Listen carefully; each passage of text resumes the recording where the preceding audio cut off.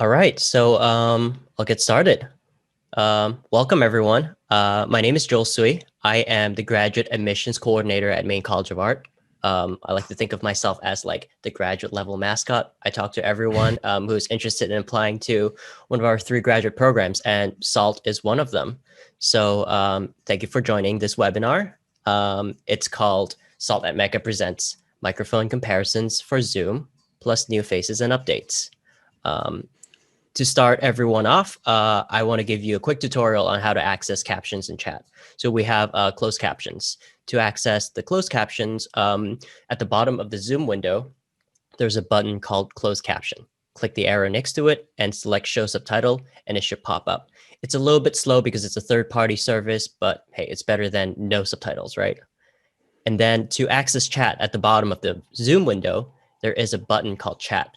Click the icon and a separate chat window will pop up. Feel free to ask any questions, and Andre, our Chief Enrollment Management Officer here, will help me field questions.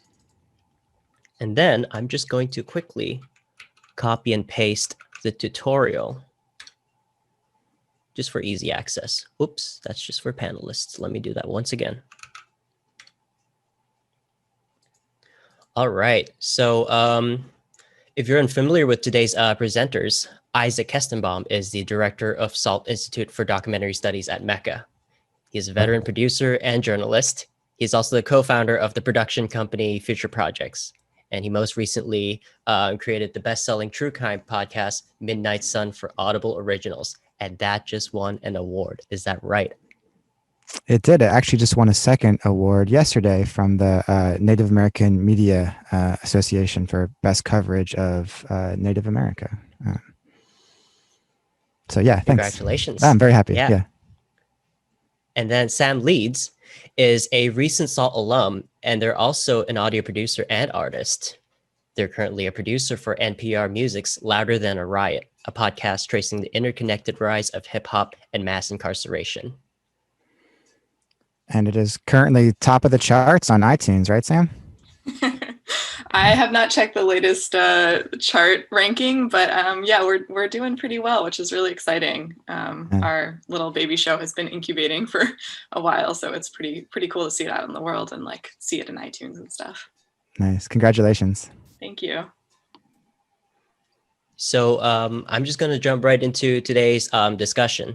2020 is the year where social distancing and virtual conferences permeate all of our lives in different ways. I mean, the fact that we have a bunch of participants attending this webinar is rings true.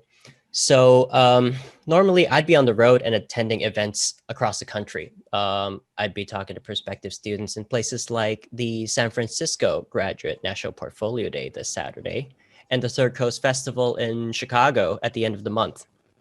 These events have all moved virtually, so I started thinking about how I can up my presentation game. Even though I'm primarily a visual artist and documentarian, I understand that sound is half the picture. So I started doing some research on how to improve not just how I look, but also how I sound. So for this webinar, I prepared a few microphones that I'll switch between in real time and have Isaac and Sam weigh in on how they sound. After that, we'll talk a bit about our real world experience with audio production and share some interesting stories with the audience. So I'm going to start off by introducing this microphone I have. I'm just going to lift it up a little bit. It's a Rode NT-USB condenser mic. And I got this microphone from my virtual recruitment work based on glowing reviews from my SALT classmates, most of which I still keep in touch with 3 years after we've graduated. So for each of these microphones, I'm going to recite a sentence quickly, just so you have like a comparison between the two or the multiples. SALT Institute for Documentary Studies at Maine College of Art is a 24/7, 15-week experience. And then I'm going to switch over to this microphone. Can you hear me? Yeah. This is a Shure SM57 dynamic microphone, a little bit different than a condenser mic. And I'm going to say the same thing again. The SALT Institute for Documentary Studies at Maine College of Art is a 24/7, 15-week experience. So Isaac, Sam, do you hear a difference between the two? Yeah, for sure. Can you say the word experience again? Experience. Yeah, I think that one is it's picking up a little more plosives, maybe a little more mouth noise, a little handling noise. I don't know, Sam, what did you hear? Yeah, that's what stood out to me as well. I think part of it is that you don't have any sort of guard on that mic and you do on your other one. But just in general, it's clear that one is a bit more sensitive in terms of mouth sounds. Absolutely. That's a really good point, especially because I'm just going to switch back over to the Rode microphone. So for the condenser mic, once again, I'm going to lift this up. You can see that there's this little piece here. That's the pop filter. Just so for the attendees to know, the pop filter basically helps kind of filter out the B sounds, the P sounds when we talk, so it doesn't pick up in the microphone and make this pop sound, hence the word pop filter. And then I'm just going to switch over to another microphone. So this microphone is coming out of my earbuds. I'm going to say the same sentence again.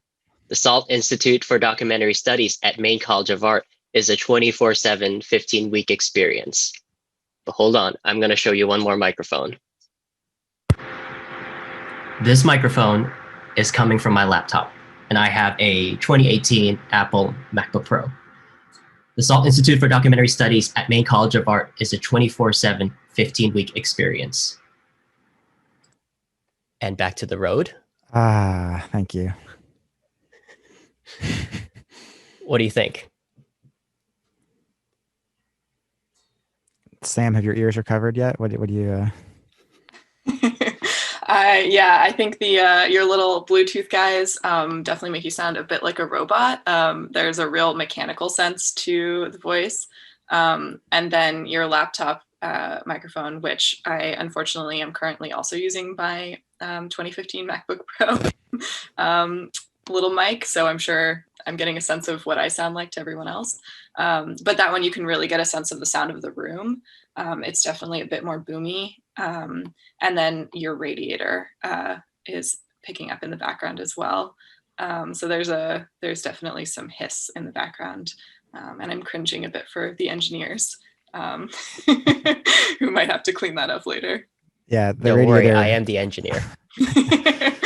Radiator has become a character in the story all of a sudden because it's so prominent in that room one. It's pretty amazing.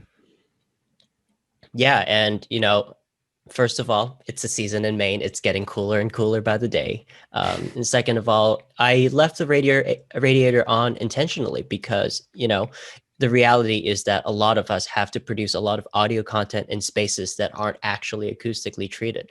I'm in a living room that has a lot of sharp angle, hard walls. I have radiator running, street noises. So I guess I'm going to open up maybe questions for both Isaac and Sam. Do you have any tips for those who are recording from home? Yeah. I mean, Sam, not to put you on the spot, but I know that, Louder Than a Riot was produced almost entirely remotely. I was wondering if you could talk about like how you pulled that off, and any challenges or any creative solutions you might have had to come up with. Yeah, for sure. Yeah, the second half of our season ended up having to be produced remotely. Oh, it's the second half. Okay. Yeah, and so it was this sort of interesting move of going from having a very strongly field reported narrative to having to figure out how we talk to people in their homes, and when it was no longer even safe to send people to the studio closest to them. So I think there's this sort of balance of listeners' expectations shifting a bit because there's an understanding of the environment that this was produced under, but also trying to do our best to prepare people for having to be a little bit of their own producer, a little bit of their own engineer, depending on the resources available to them. So using everything from something like a Squadcast or a Zencaster, where it's recorded split track. And so you're able to have them really only have to log onto their computer and use like a headphone mic or something. But that track is going to be stronger in terms of being able to engineer it than say just a recording over Zoom where everyone's audio is all kind of compressed together. So that was helpful for us. And then I think also just telling people things like, turn off your phone when you're talking to us, Turn off your radiator. Right. Yes. Turn off your radiator. Don't sit in your kitchen by your fridge. Maybe go to a room where there's carpet and soft things around you, so that it's a little bit quieter. And just kind of giving people a little bit of an insight into like what goes through your head when you're producing normally, and hoping that they'll at least keep those things in mind when they get set up to talk with you. Yeah. And so to follow up, Zencaster and Squadcast, those are online like recording platforms. Is that how you describe those? Yeah, more or less. They allow multiple people to enter into kind of like a chat room, sort of like what we're in now, where Zencaster is exclusively audio, and Squadcast allows for video as well. And then you can monitor different people's levels and how the connection is holding up and see if like their internet connection is strong enough to actually have a good audio signal. So things like that are useful for the producer on the other end monitoring everything. But it also makes it really easy for the whoever's being interviewed to connect to the host or reporter. Yeah. And I think just to go off of that, we've been doing, both in my own practice and here at SALT, lots of remote interviews as well. And the other trick that I have found works, which makes me a little nervous because it relies a lot on the person you're interviewing, but the smartphone actually can get pretty good audio. So sometimes I will interview someone if I can over Squadcast or over Zencaster or something that can record them. And if they can't for some reason do that, I'll try to get them on a landline or Zoom or something, and then just ask them to hit voice memos on their phone and like record. And then everyone wants to hold it like this, but really it's the microphone's designed to be held up to your ear, and that gets, I would say, surprisingly good audio quality because it must be designed to like minimize background noise and like amplify your voice and that kind of thing. So it's certainly not ideal, and I don't think it sounds as good as maybe like a Rode that Joel is using, but it's serviceable for sure. You can also go into voice memos and change the quality of the file that's being recorded, so that you can have like a WAV file versus an MP3 file, or I think it's like an M4A or something like that, normally is what's being recorded. The issue with that, of course, is that it increases the size of the file. And so you need to have either the person you're interviewing know how to upload it to like a Dropbox or something so that you can receive it, or schedule breaks in the interview so that you're making like a series of smaller files. But there are sort of ways to use whatever someone has available to them and still make it higher quality. So I actually have a live question for one of you or both of you. Isabel asks, do you recommend any small or cheap microphones for remote interviews with Zencasters, or do headphone mics do the job? I have not mailed participants microphones of people I've interviewed yet, just because of the logistics of it. But I would say, like, as you heard, even though Joel's headphones or his earbuds didn't sound that great, I do think those are better by far than a laptop. So usually if I'm interviewing someone who doesn't have if I have not mailed them a microphone, I would have them use their earbuds. But I don't know, Sam, do you have you mailed people microphones for interviews? We've definitely talked about it. I don't know if we've ever actually done it as a team because usually the timing doesn't quite work out. But there's definitely, looking at maybe like finding a cheaper option that's like a USB mic or something if you have enough lead time to send it to your interviewee. That being said, I think a lot of the time people just want it to be as easy as possible to connect with you. And so that's when I think like just saying like, hey, do you have a pair of those, of these kinds of headphones lying around the house that you can plug into your computer? Because that mic is the right placement and it tends to be fairly good quality. So, more or less for what you're trying to do. Yeah, I think that makes total sense, right? Because like at the end of the day, when phone companies are designing inline microphones, the main purpose is picking up voice. You're using it to make a phone call. So like at the end of the day, I think that's a really good kind of like substitute or like a temporary fix to a lavalier microphone. I guess this is a good place for me to interject this bit, right? So Isaac, Sam, and I were doing a mic test earlier before the beginning of the webinar. And Isaac, do you mind toggling between your condenser mic and your inline mic and show people the difference?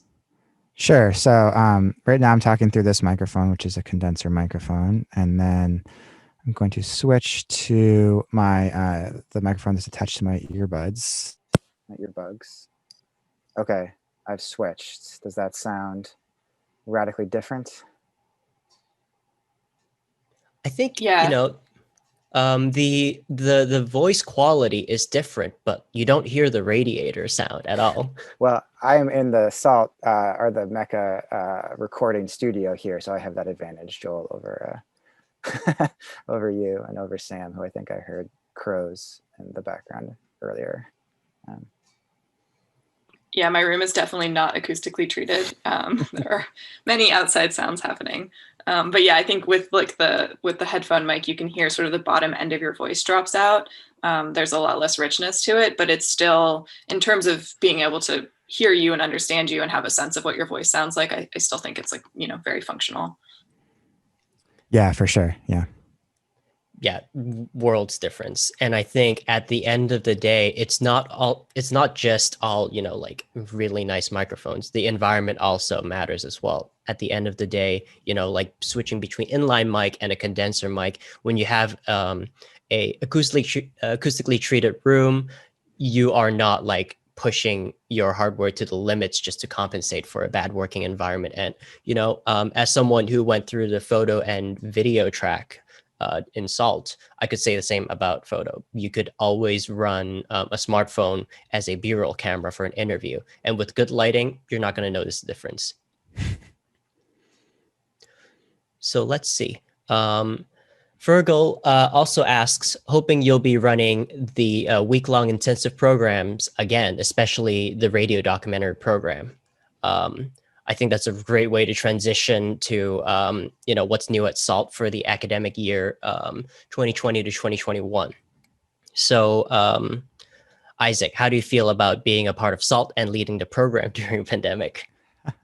Well, I am a SALT graduate. I graduated in 2008. So, it's just an honor to be back here at the helm, helping SALT move forward. I think that despite the pandemic, we have a full cohort of students here and everyone, we're all in person, which at first was awkward because we're all wearing masks and we're all getting tested once a week and we can only be within 6 feet of each other. And, our hands are so sanitized that they're like, falling apart. But everyone is just so game and so happy to be here, as am I. So I think it's actually like I have talked to the students and I've tried to frame this for myself as well. Like it's hard to get some content, like you don't want to go inside someone's house or you don't want to maybe get too close to them with a microphone during the pandemic. But I think it's also an opportunity to be creative and kind of look at it as like a creative constraint. We've had students who they're doing their profile pieces right now. And one of them is doing this profile about a long distance runner. And they actually got audio that he had recorded in the middle of the 100-mile wilderness here in Maine, which is on the Appalachian Trail. And he was trying to run it for speed and he was recording Instagram videos throughout. So essentially like, that is content, that's audio content that now can become part of that piece, even though, and it was recorded safely, socially distanced, so there's all kinds of creative ways to get audio that, and content that I think we've had to think about. And then also I would say to the question, we're running quite a few intensives right now. One of them has sold out. There's still some spaces in other ones. There's a really great basics of recording from a veteran audio producer, sound designer, Diane Ballin. And then Galen Koch is doing a really interesting workshop about turning archival audio into short features. We have also a workshop from a man, Brian Gersten, who is teaching about using archival video and film to create content. And then we also have another video or short film class from Chris Gauthier, who's teaching how to make a biographical short film. So those are all 3 to 5 day classes. They're all being taught online. They're all available now. They are selling out. So I'd say if someone's listening to this and those are watching me right now and those sound of interest, I would encourage you to check it out. And also new this year at SALT, obviously, as we're offering short film as a 15-week intensive. And that's been going really well. We've got a great instructor, Aaron Murphy, who also teaches other classes here in Maine. And that's, I think it's off to a really strong start. And then Joel, I believe you are also teaching an introduction to visual storytelling for SALT. I don't know, do you want to say any more about that? Yeah, so the Winter for Credit course, it's our first installment of 4-week college level, it's like a winter term, right? And I'll be teaching a class called Introduction to Visual Storytelling, really a foundational course. Like I'm showing people how to do, basic storytelling visually, from, doing photo essays into sound slides, kind of like a really near and dear kind of like format. You have like a slideshow of photographs, and then you accompany it with an audio piece, and then slowly perhaps bridge into doing a really short film. But I think I really want to focus on the bulk of the takeaway, which is that I think documentarians and artists are unique in that they're inherently curious and scrappy people. I think all of us in the webinar are folks who have had to address like new hurdles with no present to reference, but we all kind of made it. And like, we're now doing this webinar, sharing these cool stories. So I want to instill that same SALT spirit in students on how to be scrappy and get good at making do with what we have.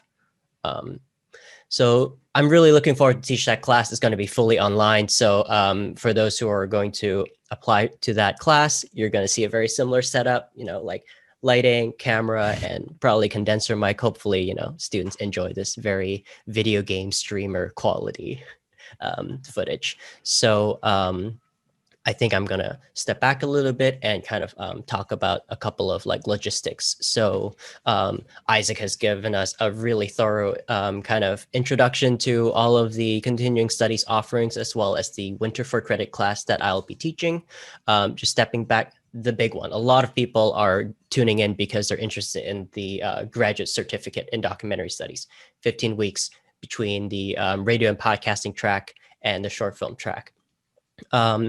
So I will be including deadlines and how to apply in a future email, as well as like in the chat, but just to give everyone the deadlines. For the spring 2021 cohort, our fellowship deadline is November 13th, and our priority deadline is December 4th. As for the fall 2021, if you're thinking that far ahead already, fellowship deadline is May 1st, 2021, and priority deadline is August 13th, 2021. So I have another question from the live chat right now, and it's actually a pretty techie question. So hopefully one of you are able to answer this with your experience. Jarrett asks, any advice from cleaning up audio from a lower quality mic in a digital audio workstation or any other audio processing software, like reducing the tinniness of a phone or headphone mic, or EQing to boost certain frequency ranges to fill out the voice? I wish Steve Drown, our engineer, was here. I think there definitely do exist tools for that. I know Pro Tools has a number of plugins, and maybe we could put some links to those in the chat or in the follow-up to this. And then Hindenburg, I think, has some great automated features for cleaning up audio. So they do exist. I think, to the earlier point, like sometimes you get stuck with bad audio, but I do think there's a lot you can do to control the room, to control mic placement that can really help so you don't maybe get as stuck with that. I know, Sam, what do the NPR engineers tell you about the? I mean, yeah, NPR engineers are magic. They are magical people, and I could never do what they do to the level that they do it at. But I will say, I think EQing does help a lot. A lot of the time, you're just trying to balance for some of the like either end of the audio that's sort of been dropped out by whatever mic you're using. And I will also say, I think iZotope has some really good plugins. It's very expensive unless you hit them during their sales. And they do have, I think, like 1 or 2 big sales a year where you can get their plugins for fairly cheap. So I would keep an eye out for that too, because those can be really, really helpful for some of the things that this question is asking about. Yeah, and I'm pretty sure iZotope, like really strong suite of software, and they're compatible with both Pro Tools and Ableton Live. I'm not sure if they're compatible with Logic, but I'm sure they are. I think, those are the 3 main DAWs that audio producers use. So for a third-party software to have support for all 3 of them makes sense to me. So yeah, I think 1 vote for iZotope, 2 votes, 3 votes, yeah. Mm-hmm. 3 votes, 100%. Agreed. They're not sponsoring this webinar. Maybe some other time. So yeah, I'm checking the time. We're like towards the end of this webinar. I don't think I see any other questions. So if I wasn't able to answer your question live, you can reach out to me at joel.tsui-staff@meca.edu. You can also find out more about us by visiting our website, salt.edu. So when I'm done with this webinar, I'm hoping to once again, polish it up, put it online so you all can check it out. If you think this is informative, hopefully you can share this with your friends, your peers as well. I'm hoping that this is the start of many webinars where, we share our expertise and our experience as SALT alums. Any closing thoughts from Isaac or Sam? No, I just want to say, I'm, if you have any questions about SALT, please reach out to us. We want to hear from you. We want to answer your questions. And yeah, thank you all for spending a half hour with us on a Friday afternoon. Yeah, thank you so much. And yeah, just to echo Isaac, if people have questions about the SALT experience or about sort of life after SALT, I'm very much in the early stages of life after SALT, but I'm always happy to answer any questions. People have always been really generous with their time in the radio community. And so I always want to pay that forward. So yeah, if you have questions, reach out to Joel and, we can make that connection happen. Absolutely. I think that's one of my favorite things about being a SALT alum. I recently attended a really good friend's elopement, and he's actually in this webinar right now too. And, Congratulations. I was chatting. So I was chatting with their officiant, and then I talked about, I work at Mecca and I do their graduate missions work. And then she asked me, so tell me more about SALT. So I did my usual spiel, and then it turns out that she was a SALT alum. And I was like, no way, that's sick. And she was telling me that I came to Maine 20 years ago for SALT. I did the radio podcasting track, really loved it, and I've been here ever since, even though, she's not crazy about the winters. Nothing to be afraid of, I would say. Nothing to be afraid of, for sure. I personally like it a lot, but I know that it's not for everyone. But yeah, really, the reason why I'm sharing this story is because I think there's like a special magic of being a SALT alum. One, and then that we've gone through the same program. We have that same passion for storytelling. And I think that's a really lovely experience whenever I get to meet a SALT alum. Yeah, for sure. All right, so I'm just going to wrap up right here. Thank you so much, Isaac and Sam, for joining us in this webinar, and for the attendees to tune in for this half an hour. Once again, if you have any other questions, reach out to me and I'll connect you to the right folks. Thanks, Joel. Thank you. Thanks, Sam. Happy Friday. Happy Friday. Bye. Bye.